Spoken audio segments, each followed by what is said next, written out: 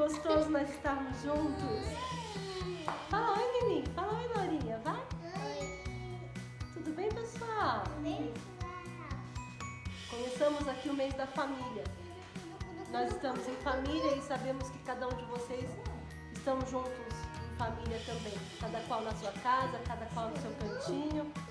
Separados fisicamente, mas unidos no mesmo espírito, no mesmo desejo de coração. Continuamos sendo família, corpo de Cristo, e assim nós seguimos, para a glória e para a honra dele, até o momento que ele nos permitir.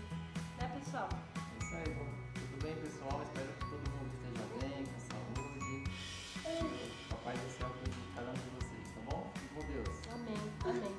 Vamos cantar para eles aquela música da família, aquele pedacinho? A minha família é bênção do Senhor. Me ensina a tratar minha família com amor. Edifica minha casa para o teu louvor. A minha família é um presente do Senhor. Beijo, pessoal. Fiquem com Deus.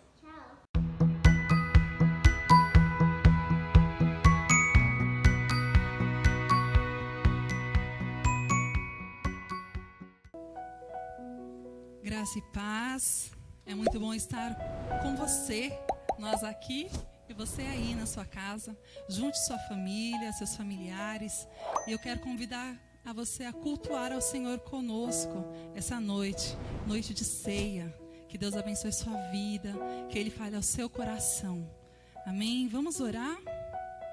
Senhor Deus, nós te adoramos, exaltamos ao seu nome, que é digno, é santo. E nós colocamos diante do teu altar as nossas vidas, os nossos anseios, as nossas preocupações e dores. Pai, que o Senhor esteja conosco com a tua presença, Pai, sarando, curando, transformando, libertando cada vida, cada coração. Nós colocamos diante do teu altar tudo, Senhor, porque tudo está nas suas mãos, o futuro, tudo, Senhor, está nas suas mãos, e nós confiamos em Ti. Nós te adoramos e rendemos a Ti as nossas vidas. Eu oro em nome de Cristo Jesus. Amém, amém. Cante conosco, se renda aos pés do Senhor, porque tudo está nas mãos deles, nas mãos do Senhor. Vamos cantar conosco?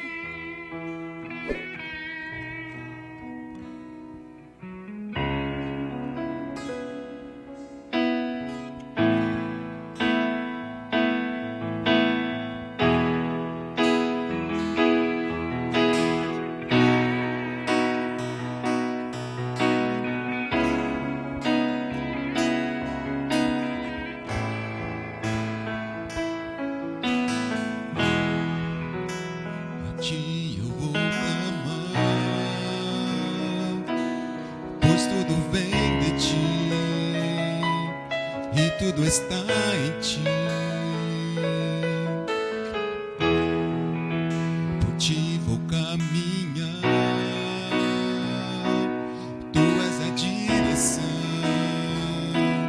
o sol a me guiar. Tudo pode passar, Seu amor jamais nos deixará. Sempre a desistir. Um novo amanhã preparado pra mim.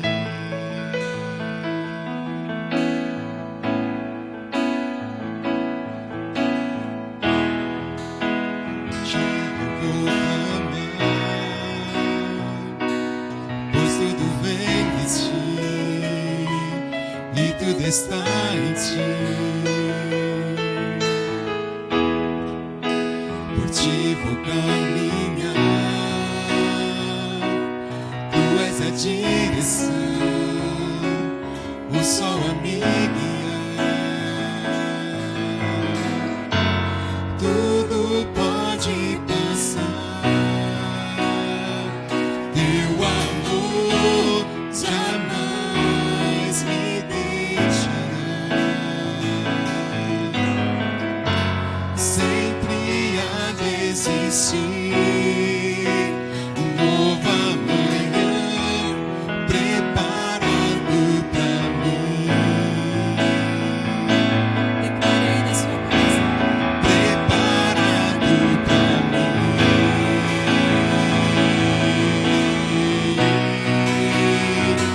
eu me rendo aos teus pés. És tudo que eu preciso pra viver. Eu me lanço aos teus braços, onde encontro meu refúgio, Jesus.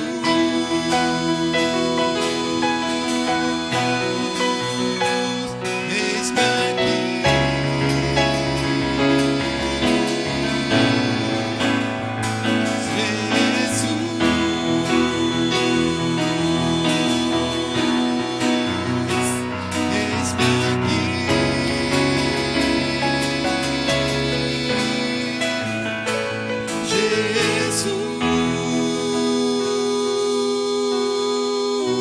Jesus. Eis-me aqui,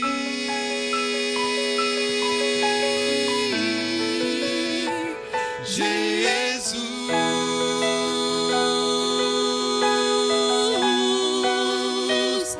Eis-me aqui,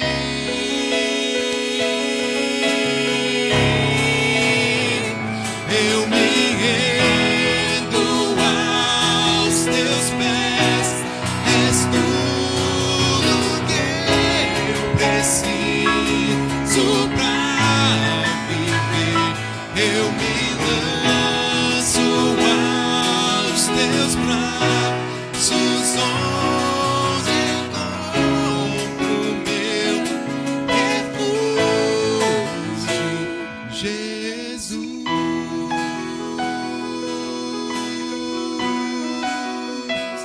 Eis-me aqui,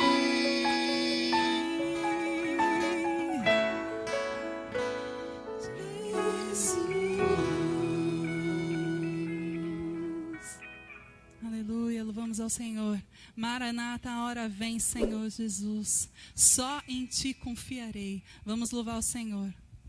Nada temerei.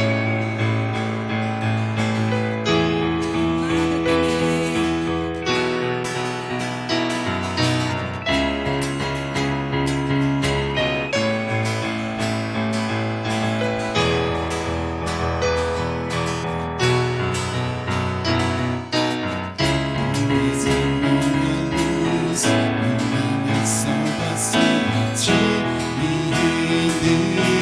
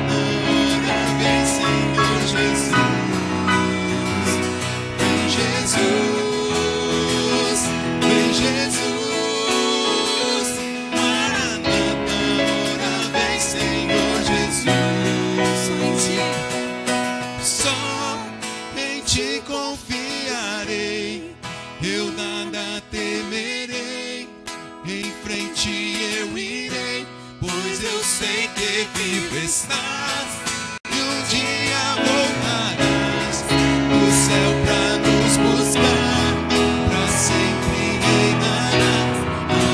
Aleluias. Aleluia. Amém. Glória a Deus.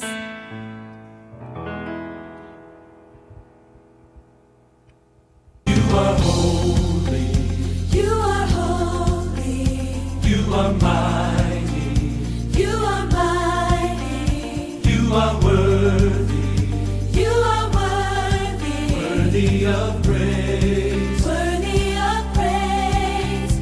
I will follow, I will follow, I will listen, I will listen, I will love you. I will love you. Graça e paz, meus amados irmãos.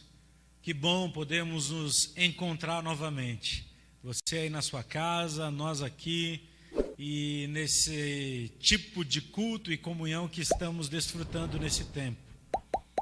Estamos numa nova série de mensagens.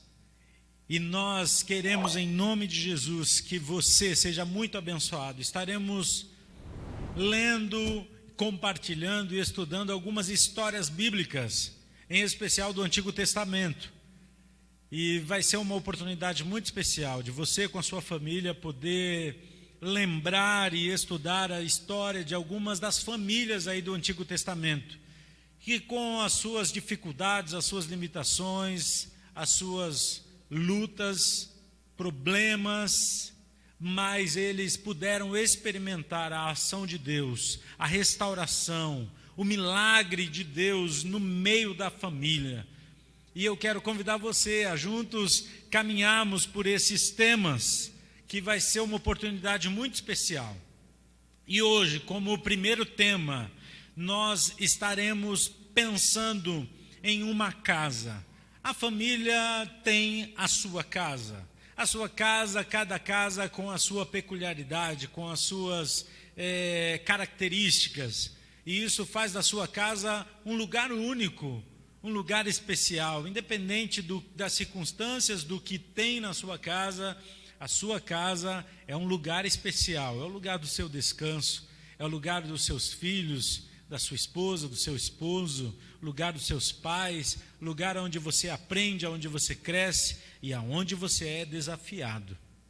O tema que nós iremos propor para esse mês, que é o mês da família, famílias em quarentena. E todos nós estamos nessa quarentena que, pelo visto, não vai acabar rápido. Mas eu quero chamar a sua atenção não para o coronavírus. Eu não quero chamar a sua atenção para essa questão que está tão evidente, tão forte aí nos noticiários. Mas eu quero chamar a sua atenção nesse primeiro tema, sendo o vírus que se espalha. O vírus mais perigoso, o vírus mais pernicioso que nós devemos atentar como família. Ele não é diagnosticado pela ciência, ele é diagnosticado pelos relacionamentos. O vírus mais nocivo da família, ele pode se espalhar pela mente, pelo coração, poluindo, contaminando a alma, gerando doenças na alma. Eu quero falar do vírus da mágoa, da indiferença, o vírus da vingança.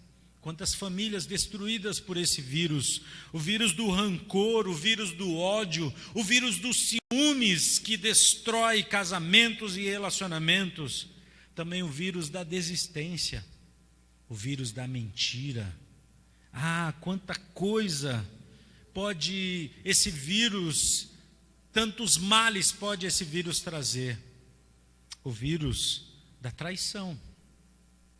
Alguns vírus vão contaminando, vão se espalhando pelo meio da família, pelo relacionamento entre pais e filhos, e é isso que eu quero conversar com você nessa noite. Nós estamos em uma mesa tão bonita, essa mesa que nos lembra a mesa do Senhor Jesus, pois hoje é o dia da ceia do Senhor, mas para esse contexto de famílias em quarentena e o vírus que se espalha, esse vírus tão perigoso, eu quero convidar você a passearmos em algumas páginas da Bíblia Sagrada, para que você e eu possamos lembrar de uma família muito importante, talvez a família mais importante para o judeu, a família de Jacó.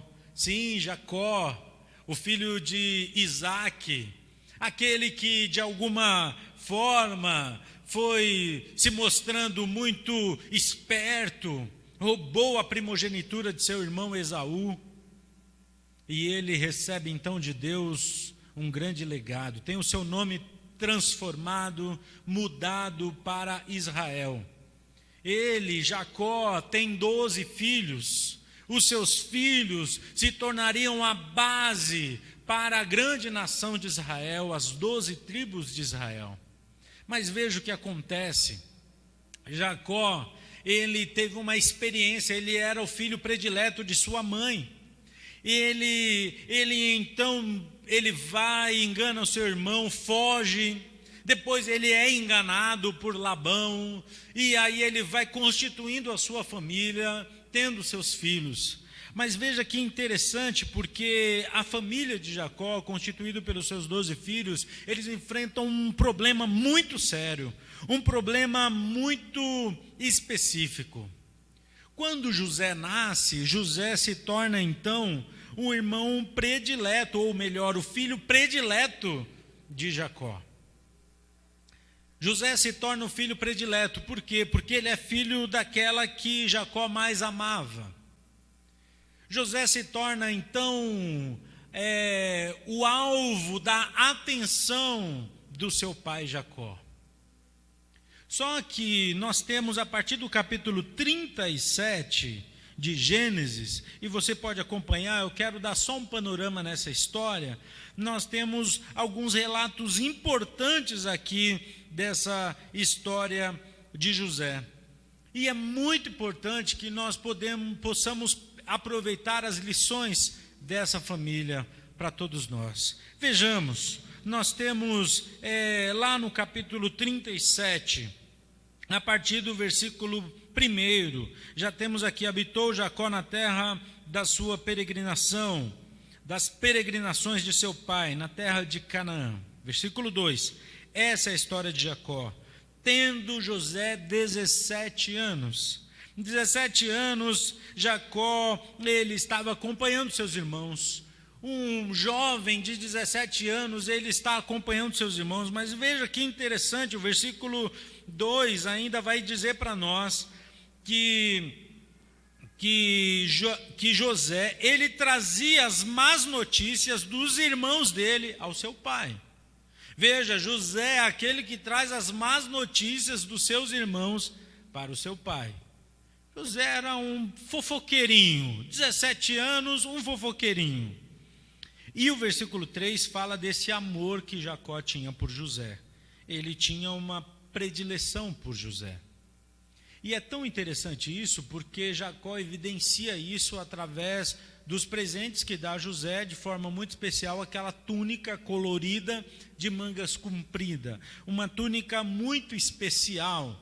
E Jacó então dá de presente a José. Os seus irmãos vão criando uma certa antipatia, que depois vai virar ódio por José, ainda mais por conta dos sonhos que José tem. Imagina aquele menino que já era conhecido por fofoqueiro, aquele menino que era conhecido por dedo duro, que entregava aquilo que os irmãos faziam, entregava para o seu pai. Agora ele recebe um presente do seu pai e ele se torna diferenciado dos irmãos. Aí um belo dia José chega para os irmãos dele e fala: escuta aí, eu tive um sonho.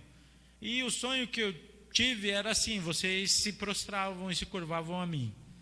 Aquilo foi gerando um ódio naqueles irmãos.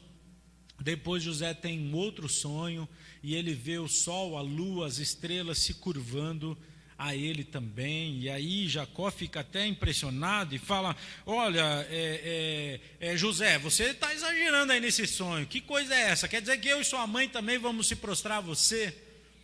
E José conta então esses sonhos e aquilo vai criando, a Bíblia vai falando que eles vão tendo ciúmes. O versículo 4 diz que os irmãos dele já não podiam falar pacificamente com José. Vejam a que nível chegou o relacionamento daqueles irmãos. Eles vão criando uma antipatia, uma distância, aquilo vai virando um ódio. E o versículo 4 diz que eles já nem conseguiam conversar pacificamente com José. Já era uma grosseria, já era uma coisa assim que eles já deixavam claro. Todos eles já estavam tão irritados com aquilo e eles já nem tinham mais nenhuma paciência com José. E é isso que vai acontecendo até culminar no trágico episódio. Os irmãos vão apacentar os rebanhos nos montes, Jacó manda José ir atrás dos irmãos para ter notícia, para saber se estava tudo bem, para saber como é que estavam as coisas. José vai subindo os montes, quando os irmãos dele vê ele de longe, eles já estavam tão chateados com aquilo, e dá para identificar José de longe, porque ele vem pulando, todo feliz, com aquela túnica, com aquela veste toda colorida, e aí eles sabem, ele está vindo aqui para ir falar para o nosso pai. Ele está vindo aqui para nos dedurar, ele está vindo aqui para fofocar sobre nós. Eles já estavam com tanto ódio, aquilo foi virando tanto ressentimento na vida deles, que eles decidem matar José. Chegam ao ponto de querer acabar com a vida de José.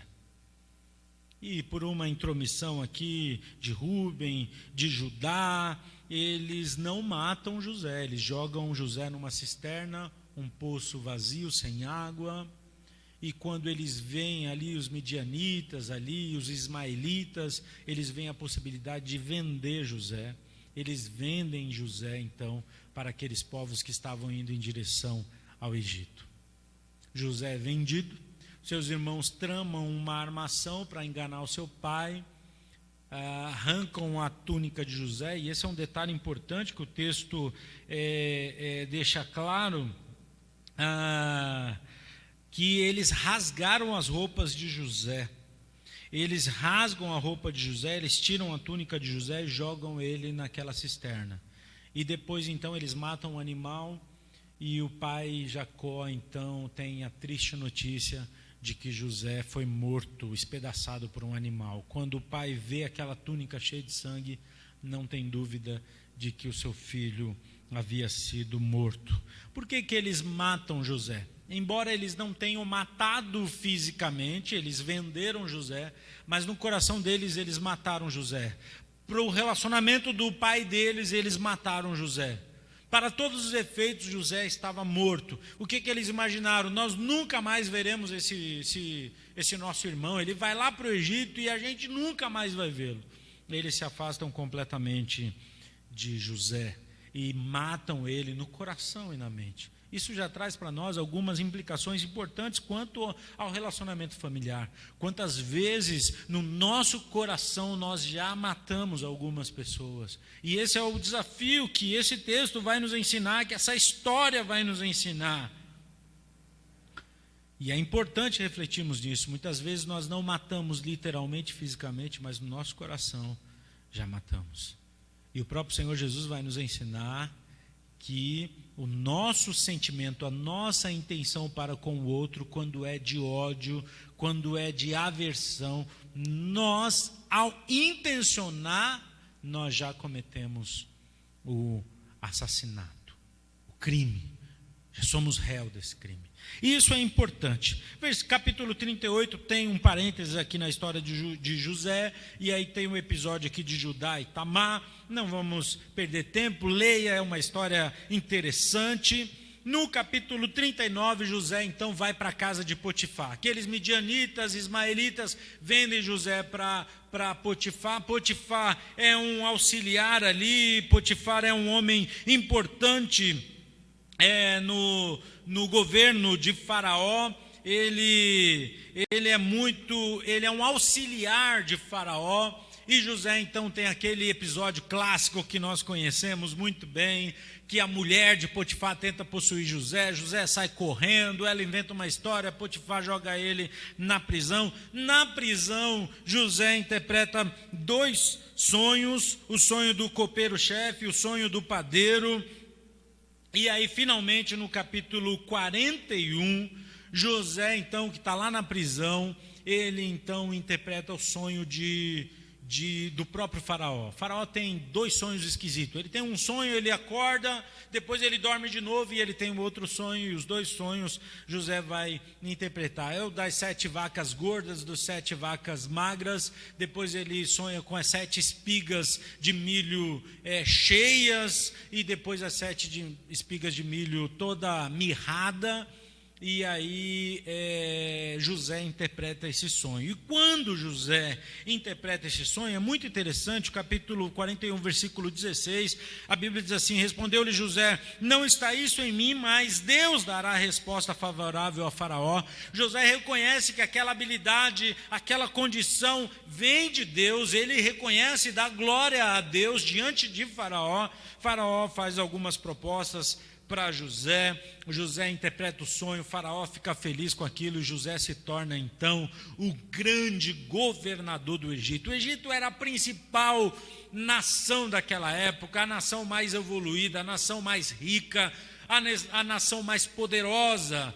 José se torna o governador sobre todo o Egito, estando abaixo unicamente de Faraó.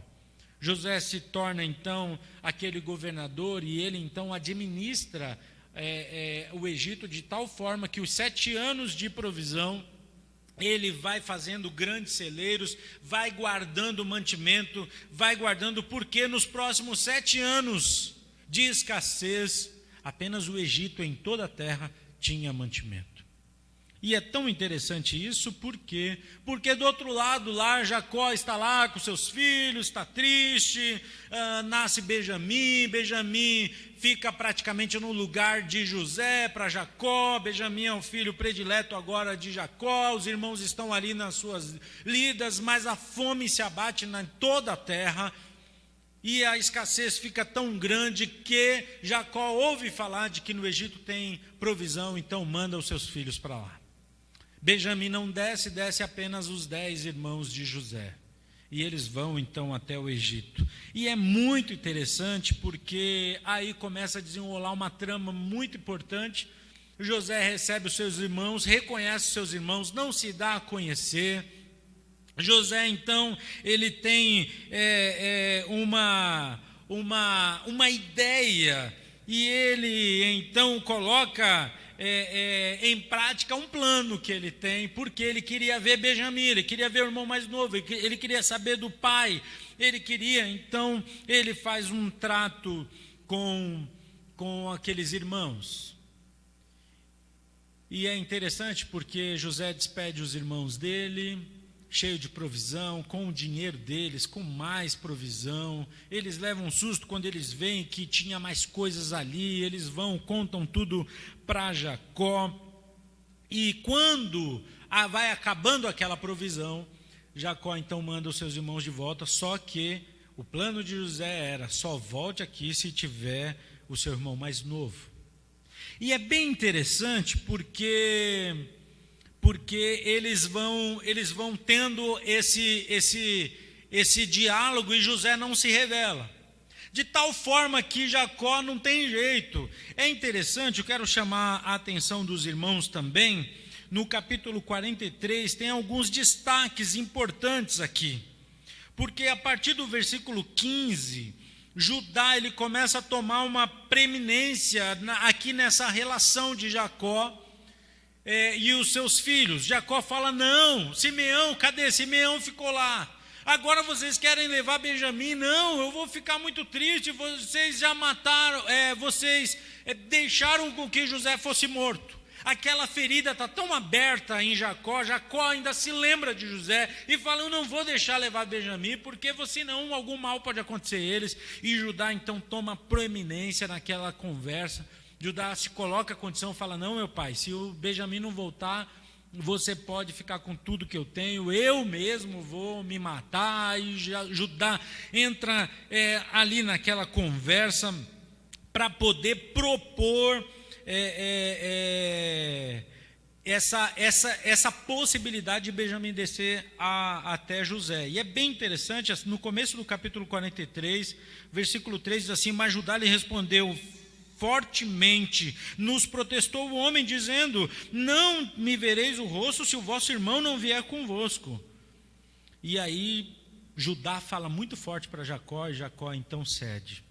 E aí Benjamim desce com eles. E é bem interessante porque quando José vê Benjamim, José então ele se esconde para chorar, porque ele vê ali o seu irmão, aproximadamente 20 anos, entre 18 a 22 anos, que José não via os seus irmãos.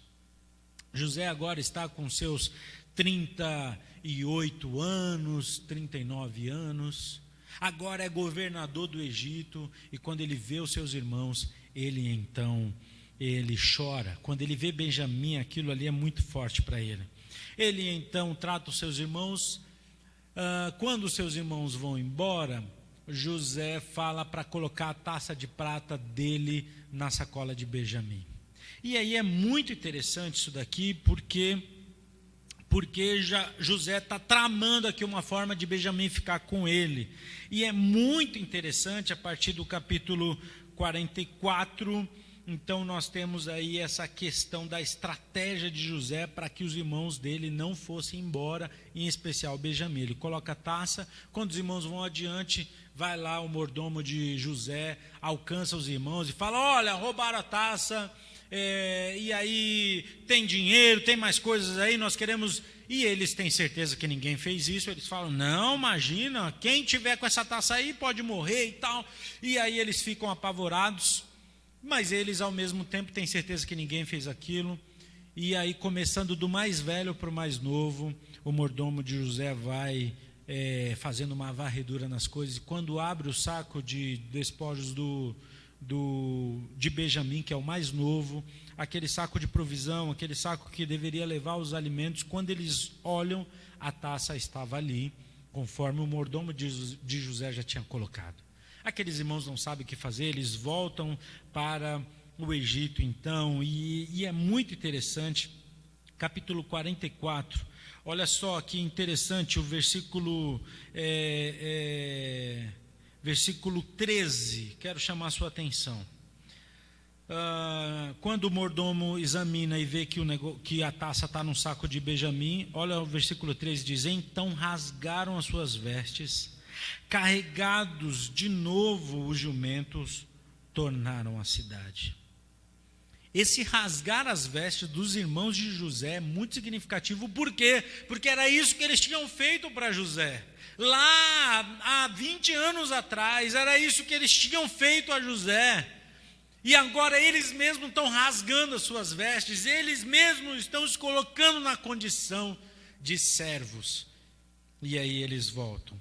Dos versículos aí 14 do capítulo 44 até o versículo 34, Judá, como já assumindo a proeminência dos seus irmãos, ele então toma a frente, faz uma defesa, tem um discurso muito grande de Judá aí, fazendo a sua defesa, falando: nosso pai não vai admitir, se Benjamim não voltar, ele aí vai morrer de tristeza.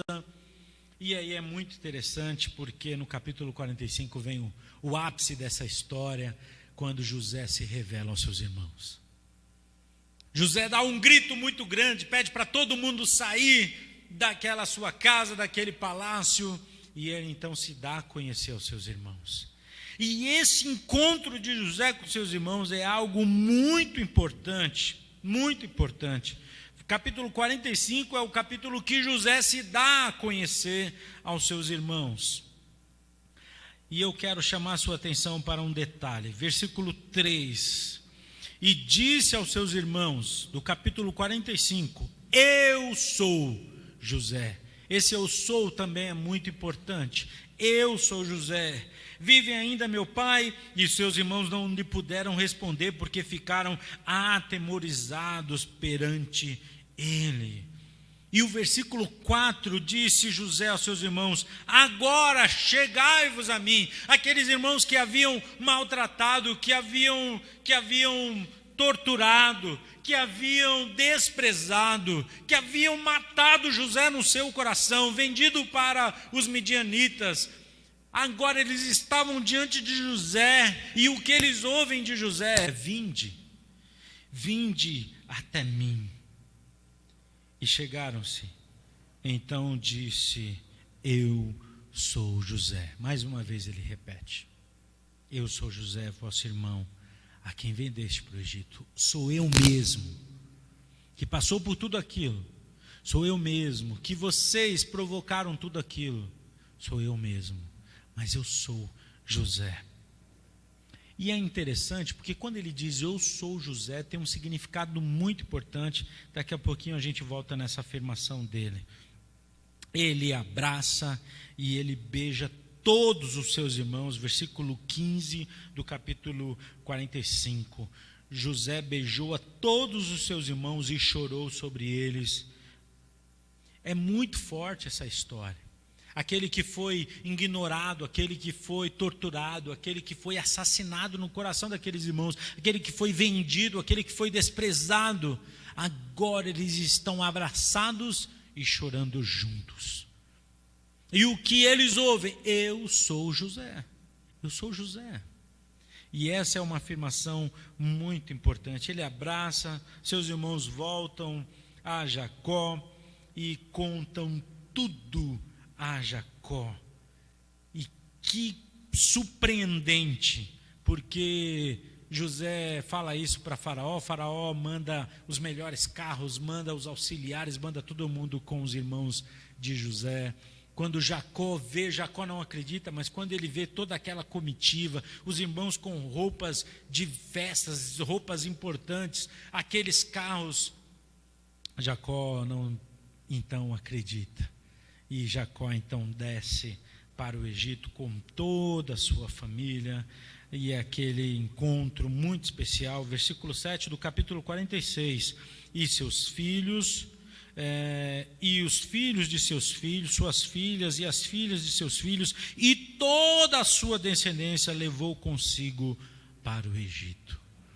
Ele desce, encontra seu pai, beija seu pai. O versículo 27 vai nos dar conta de que 60 pessoas desceram para o Egito. 60 pessoas. E todo esse povo, com todos os animais, com tudo, descem para o Egito. Versículos 29 a 30 tem o encontro de José com seu pai. Que encontro maravilhoso e especial.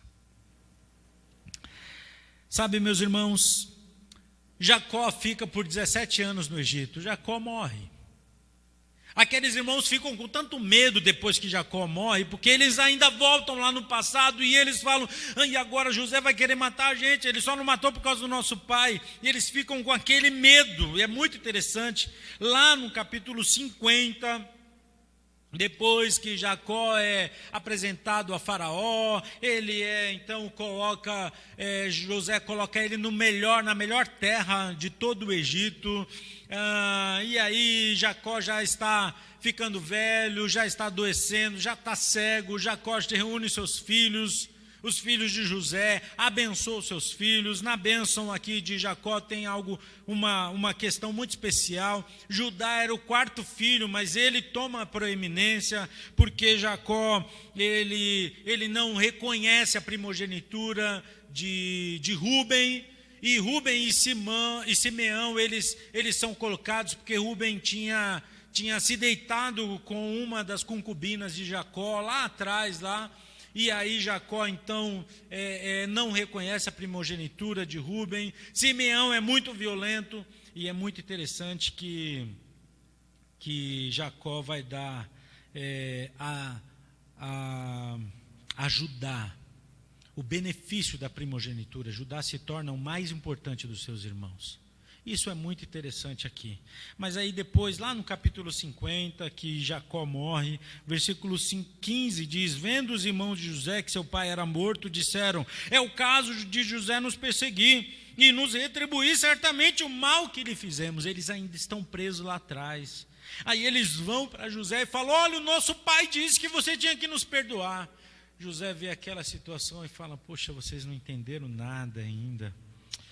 José, ele chora de ver aquela situação, vê que aqueles irmãos ainda estavam presos lá. José fala: não, já perdoei vocês, meus irmãos, olha só.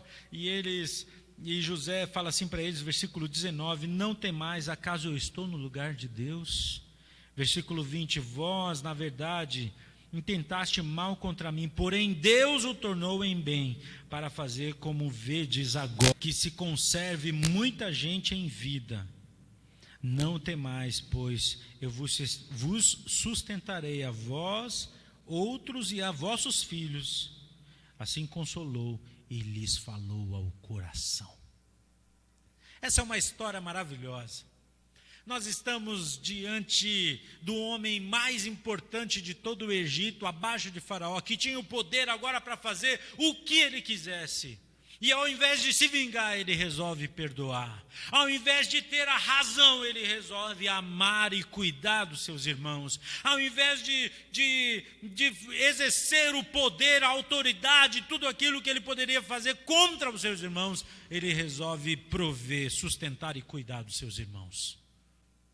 José é esse que, diante de uma mesa, diante dos seus irmãos, ele, então, assentado na mesa com os seus irmãos, ele reconhece ali que aqueles a quem o traiu, aqueles a quem o venderam, aqueles a quem fizeram mal a ele agora, que poderia retribuir, não retribui. Por isso eu quero trazer 3 lições para você dessa história maravilhosa. Essa família aqui é complicada. O pai tem predileção por um filho em especial. Esse filho se acha especial. Os irmãos se vingam, os irmãos desenvolvem ódio, aversão por ele, fazem uma coisa terrível. Essa família passa mais de 20 anos vivendo uma mentira. Jacó acreditando que José tinha morrido. Um dia eles se deparam com José, eles não sabem o que fazer, mas eles esperavam encontrar a ira, a vingança, o ódio que eles tinham por José. Eles esperavam encontrar em José. Eles encontram outra coisa. Eles encontram o perdão, o amor, o acolhimento, a provisão. 3 lições importantes que eu quero que você possa perceber. Primeira lição: o poder do perdão. O poder do perdão. O poder do perdão é um dos poderes mais impressionantes da realidade humana. O perdão é a chave para qualquer tipo de relacionamento, qualquer esfera de relacionamento. O perdão, ele é algo tão vital, tão importante, porque José, ele apresenta o perdão para os irmãos que esperavam a vingança, o ódio. Eles dão de cara com o amor, com o perdão. E o perdão é tão relevante porque o perdão, ele determina a nossa relação com Deus, inclusive. Na oração do Pai Nosso, nosso Senhor nos ensinando que as nossas falhas, os nossos pecados, as nossas dívidas devem ser perdoadas assim como nós perdoamos aquele a quem nos tem ofendido.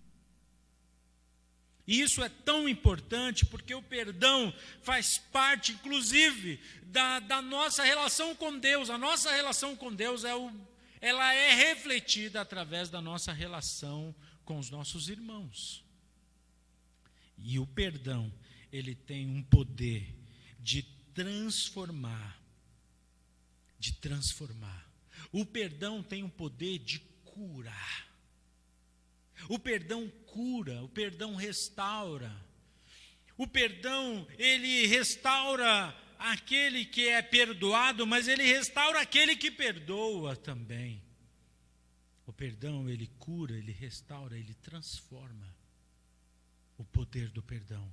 Tem muita gente vivendo a amargura, vivendo preso na falta de perdão. Porque não perdoa, não se liberta. Porque não perdoa, não se cura. Porque não perdoa, não vive. Apenas sobrevive de sentimentos e de ressentimentos. José nos ensina que o perdão, inclusive, abençoa as gerações futuras. É o que o capítulo 50 vai nos mostrar. José falando para os seus irmãos: não, eu vou cuidar de vocês, eu vou cuidar dos filhos de vocês. E lá no final da vida de José, lá no final do capítulo 50, a partir do versículo 22, José vê até a terceira geração. E ele então testemunha que o perdão pode sustentar gerações futuras. E isso é maravilhoso. José, ele não prefere a vingança, ele prefere o perdão.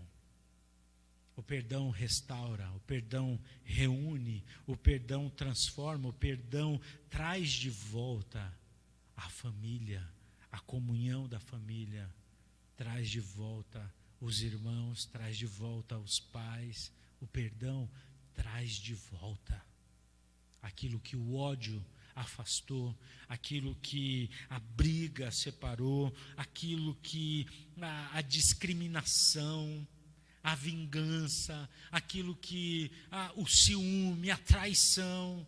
O perdão, ele traz de volta, o perdão aproxima, o perdão restaura. É isso que José vai nos ensinar. Agora, sabe o que é interessante, meus irmãos? Que José também vai nos ensinar uma outra lição. Se a primeira lição é o poder do perdão, a segunda lição é que nós não devemos definir quem somos hoje por causa do passado.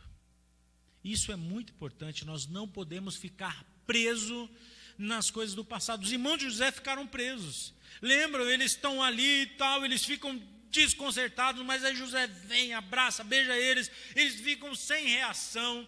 Eles voltam para o seu pai, falam tudo para o seu pai demora a acreditar. Quando acredita, então vamos, chega de conversa, vamos lá para o Egito, eu quero ver o meu filho. Eles encontram, José coloca eles no melhor lugar do Egito, a terra de Gósen. Essa terra é uma terra muito importante, muito fértil no Egito, a terra mais nobre, mais rica, mais abastada. José coloca a sua família, seus irmãos estão desfrutando do cuidado, da provisão, do sustento, mas eles ainda estão com medo, de tal forma que quando Jacó morre, a primeira coisa, eles vão lá falar: olha, nosso pai deixou claro que você tinha que nos perdoar.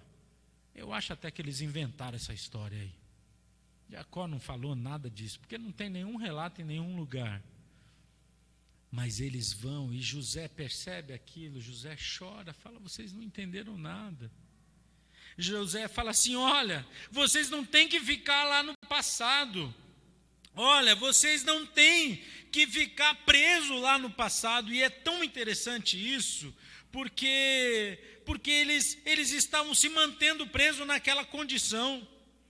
José fica tão assustado e triste com aquilo e fala: não, gente, eu não estou no lugar de Deus. E isso é muito importante. Ele fala: não temam, eu vou sustentar vocês, eu vou cuidar de vocês.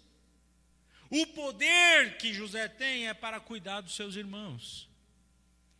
E não ser definido pelo passado é o que faz com que José continue avançando. Ou seja, quando ele é vendido pelos seus irmãos, ele está ali nos midianitas. Quando os midianitas ou os ismaelitas, eles estão diante de Potifar, de quem que eles vão lembrar? Eles vão lembrar de José. Por quê? Porque José não está revoltado, José não está indignado, José está vivendo o seu presente. Quando José está na casa de Potifar, José tem uma proposta de uma mulher rica, de uma mulher bonita, de uma mulher que poderia proporcionar para ele prazer, riqueza, mas José não se deixa transformar por aquela situação. José lembra e ele fala: eu não pecaria contra o meu patrão e nem contra o meu Deus. José sabe quem ele é. José está lá na prisão, mas ele sabe quem ele é. Quando ele está diante de Faraó para revelar o sonho, ele fala: olha, isso aqui não vem de mim não, vem de Deus. José continua, ele vai ajudar o padeiro, ele é o melhor padeiro, ele vai ajudar o copeiro, ele é o melhor copeiro. Ele se faz conhecer pelas suas habilidades, pela sua vontade, pela sua excelência. Quando ele está diante de Jacó, colocado agora como governador, ele exerce o melhor da administração. Aquela nação que já era rica, poderosa, ela se torna agora a única nação do mundo a ter provisão, por causa da sabedoria da administração de José. José fala: não, eu não vou permitir que o meu passado me deforme, mude quem eu sou diante de Deus. José, ele não se permite ser definido por aquilo que ele sofreu no passado. Ele sabe quem ele é e ele fala: não, meus irmãos, eu vou abençoar vocês. E ele decide abençoar os irmãos. A terceira e última lição desse texto, dessa história tão linda que eu quero compartilhar com você. Que Deus, Ele tem o poder de transformar o mal em bem. Deus é especialista em transformar maldição em bênção. Deus, Ele tem todo o poder para transformar a pior tragédia da sua vida em algo maravilhosamente bom, sobrenatural. Aleluia, louvado seja Deus. Deus é especialista em mudar as coisas, em mudar a situação negativa, ruim, torturante, doída. Ele transforma em algo para a glória dele. Aleluia. Deus é o Deus que está acima de tudo. E José fala isso para os seus irmãos: vós, na verdade, intentaste mal contra mim. Versículo 20 do capítulo 50.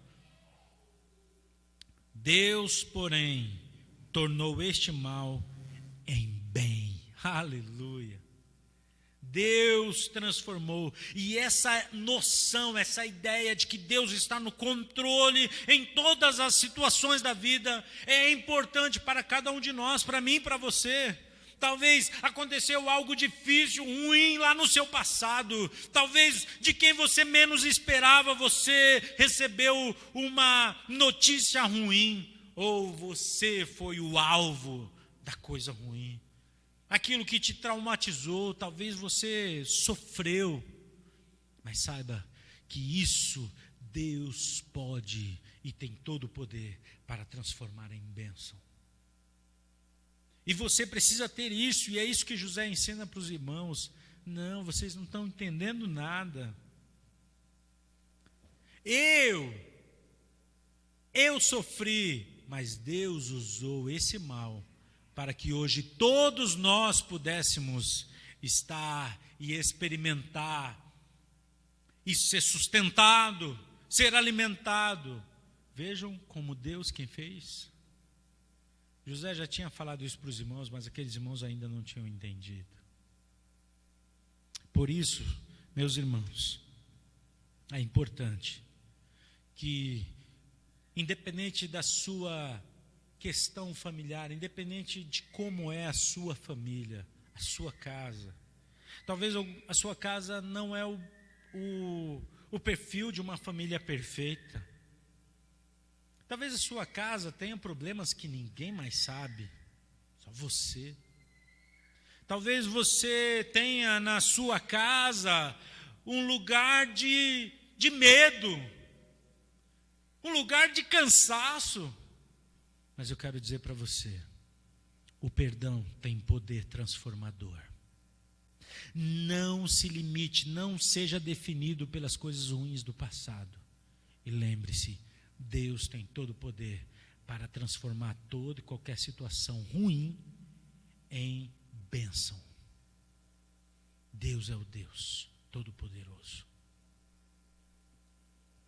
E nós precisamos lembrar, Levítico, no capítulo 19, no versículo 18, o próprio Deus vai falar assim: não te vingarás, nem guardarás ira contra os filhos do teu povo, mas amarás o teu próximo como a ti mesmo. Eu sou o Senhor. Quando Deus se apresenta como eu sou o Senhor, Ele está declarando uma mudança. Uma mudança. Se você fizer conforme eu falei, eu sou o Senhor, para cumprir aquilo que eu prometo a você. Quando José fala para os irmãos dele: eu sou José, e ao invés de eu fazer o mal, eu vou fazer o bem. eu vou abençoar ao invés de me vingar. O eu sou é a mudança que precisamos fazer. Talvez você diga assim, eu sou um coitado. Talvez você diga assim, eu sou um alvo das difamações. Eu sou um alvo da fofoca. Talvez você possa dizer que o que é na sua concepção baseado naquilo que te aconteceu. Mas Deus tem algo novo para você. Ele pode transformar aquela situação e você pode dizer, eu sou filho de Deus, eu sou filha de Deus. E assim como naquela mesa que José coloca os seus irmãos, aquela mesa que tinha gente com medo, gente desconfiada, gente que não sabia, gente preocupada, eles estavam a todo momento voltando, será se foi por aquilo que a gente fez, que a gente vai sofrer isso? Naquela mesa, José, ele oferece o perdão, ele serve o amor, ele serve a possibilidade de uma mudança. Por isso ele diz, eu sou José. E por eu ser José e saber quem eu sou, nenhuma situação do passado vai fazer com que eu deixe de abençoar vocês. E saindo desta mesa de José, indo para a mesa de Jesus. A mesa de Jesus. Hoje é a ceia do Senhor. E eu quero convidar você a se aproximar da mesa do Senhor. Essa mesa que é uma mesa muito especial também, uma mesa muito importante. Mas é uma mesa comum. É importante, mas ela é comum. É importante porque Jesus está ali na mesa. Mas ela é comum porque ela também tem alguns elementos difíceis e ruins. Capítulo 22 de Lucas, a partir do versículo 19. É interessante que aquela ceia, ela tem também alguém que iria trair Jesus. Tem nessa mesa também alguém que iria negar Jesus. E todos que estavam naquela mesa com Jesus iriam abandoná-lo. Jesus está na mesa da relação humana. Jesus está na mesa de gente como a gente. Jesus está na mesa que Ele oferece para pessoas como eu e você. Pessoas pecadoras, pessoas falhas, pessoas limitadas como eu e você. Essa mesa de Jesus está eu e você. Eu quero convidar você a cantar junto conosco essa canção que nós sempre cantamos na ceia, e eu sempre gosto de cantar esse hino de número 123 do Cantor Cristão. Que oportunidade especial para cantarmos juntos. Nosso irmão Gilson estará nos conduzindo nesse louvor ao Senhor.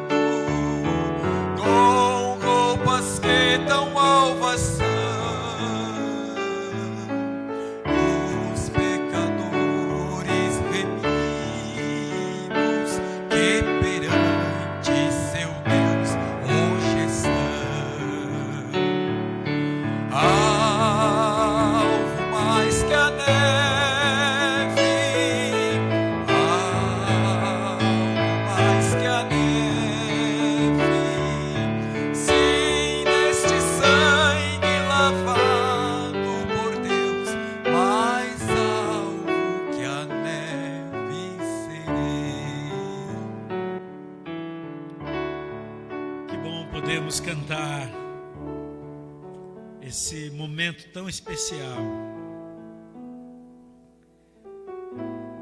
e nos aproximando da mesa do Senhor, nós podemos, com Jesus, olharmos para dentro de nós. Paulo, escrevendo na sua primeira carta aos Coríntios, no capítulo 11, versículo 23.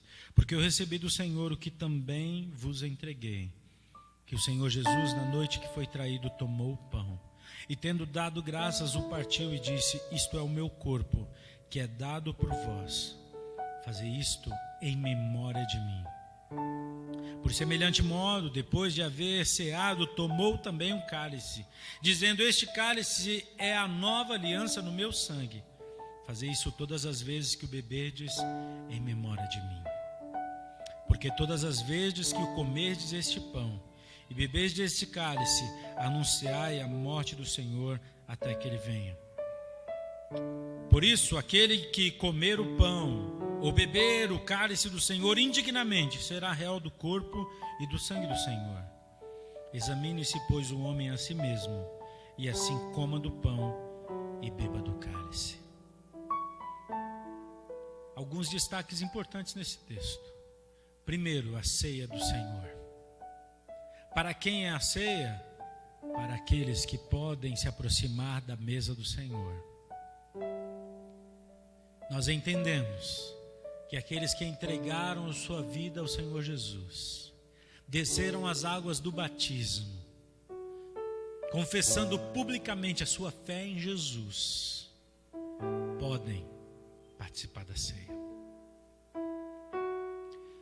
O texto diz que nós devemos examinar a nós mesmos e participarmos.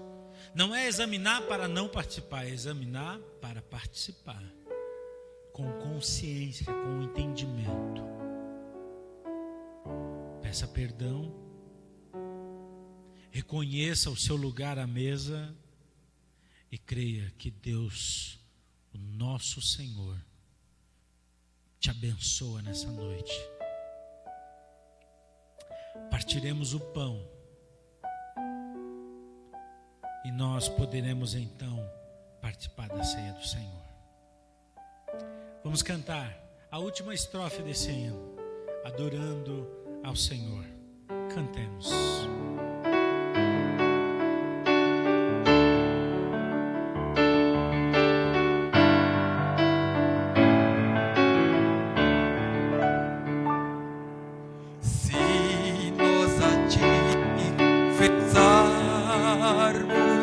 E seguirmos a tua luz, tu não somente perdoas, purificas também, ó Jesus. Sim, é de todo pecado, que maravilhas desse amor.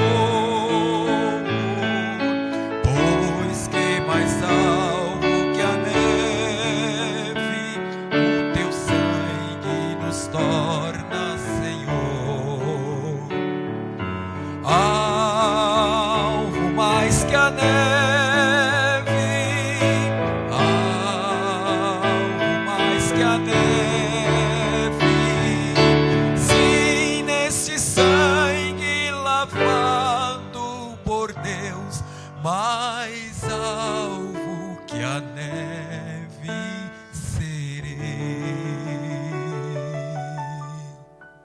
Aleluia. Louvado seja Deus. Você está aí na sua casa. Você preparou os elementos. Partilhemos agora do primeiro elemento, o pão. O pão simboliza o corpo de Cristo. O pão não é o corpo de Cristo e ele não se transforma no corpo de Cristo. O pão só é o pão, mas ele simboliza o corpo de Cristo, que foi partido por nós, pelos nossos pecados. Em memória do Senhor Jesus, comemos do primeiro elemento, o pão.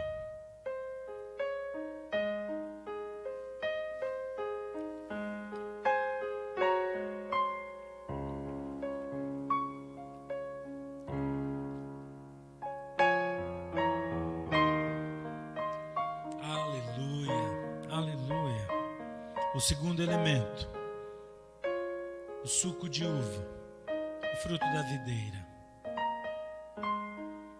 representa o sangue de Jesus. Não é o sangue, não se torna o sangue, mas simboliza o sangue de Jesus, que derramado naquela cruz, ele pôde então remir. 1 João, capítulo 1, versículo 9, diz que se nós confessarmos os nossos pecados ao Senhor, Ele é fiel e justo. E o sangue de Jesus Cristo, seu Filho, nos purifica de todo o pecado. Em memória do Senhor Jesus, participemos do segundo elemento, o suco, o fruto da videira.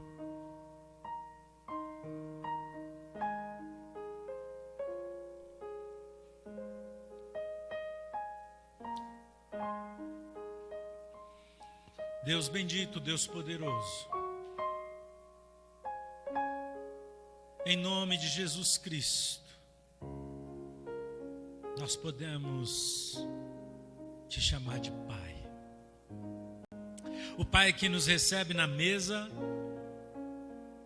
e nos alimenta e nos sustenta, mesmo sabendo quem somos, tão falhos, pecadores, limitados. Nós podemos nos aproximar da mesa do Senhor, porque o sangue de Jesus nos purifica de todo o pecado. E nessa noite, com alegria no nosso coração, partimos esse pão,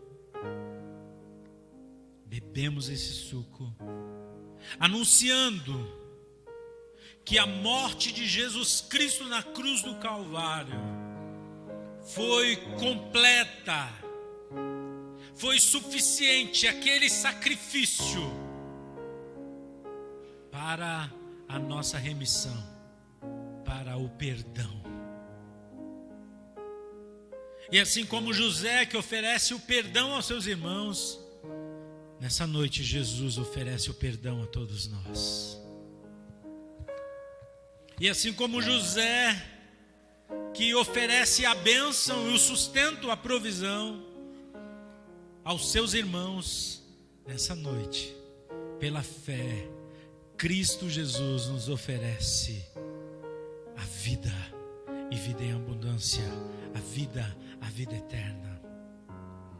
O pão, o alimento para a nossa alma, que é a palavra de Deus. Louvado seja o teu nome, Pai, porque nessa noite o Senhor nos oferece o teu perdão, a tua graça, o teu amor. E que nós, como filhos, possamos nos aproximar dessa mesa, na certeza de que também a nossa casa, a mesa da nossa casa, é o lugar de perdão, é o lugar de provisão, é o lugar da bênção do Senhor. Que nesse mês que vamos falar de famílias, nós possamos juntos, como igreja do Senhor, vivendo a nossa casa, a nossa família, nessa quarentena, possamos experimentar da tua provisão, do teu amor, do teu perdão, da tua graça, da tua misericórdia. E juntos na nossa casa possamos testemunhar o teu amor. O amor que é sobre todas as coisas, o amor que vai além de tudo, o amor que se tornou carne, o amor que morreu na cruz, o amor que nos alcançou. Precisamos viver esse amor. E que seja assim, Deus, para a exclusiva glória do teu nome, pois nós oramos em nome de Jesus. Amém. Para terminar o culto dessa noite, eu quero terminar com você em um louvor muito especial, que o nosso irmão Gilson vai nos conduzir. Uma chamada para voltarmos a esse primeiro amor, o amor do quebrantamento, o amor que serve, o amor que perdoa, o amor que tem disposição para superar o passado e para viver as bênçãos do Senhor. Que Deus te abençoe. Uma semana de paz, uma semana de bênção, uma noite de descanso para você e a sua casa, a sua família. Em nome de Jesus. Amém. Que Deus te abençoe.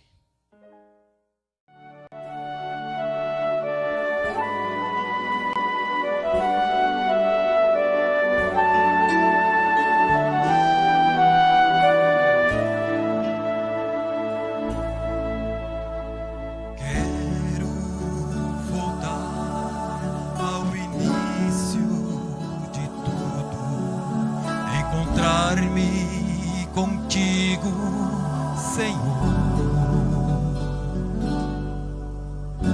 Quero rever meus conceitos, valores. Eu quero reconstruir. Vou regressar ao caminho. Vou ver as primeiras obras, Senhor. Eu me arrependo, Senhor, me arrependo, Senhor, me arrependo, Senhor. Eu quero voltar ao primeiro amor, ao primeiro amor. Eu quero voltar a Deus. Eu quero voltar ao primeiro amor, ao primeiro amor. Eu quero voltar a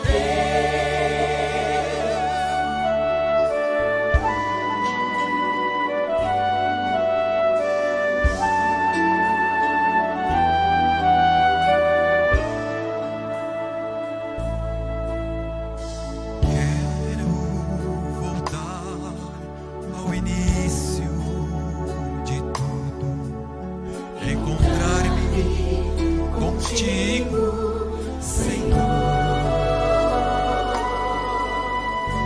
Quero rever meus conceitos, valores. Eu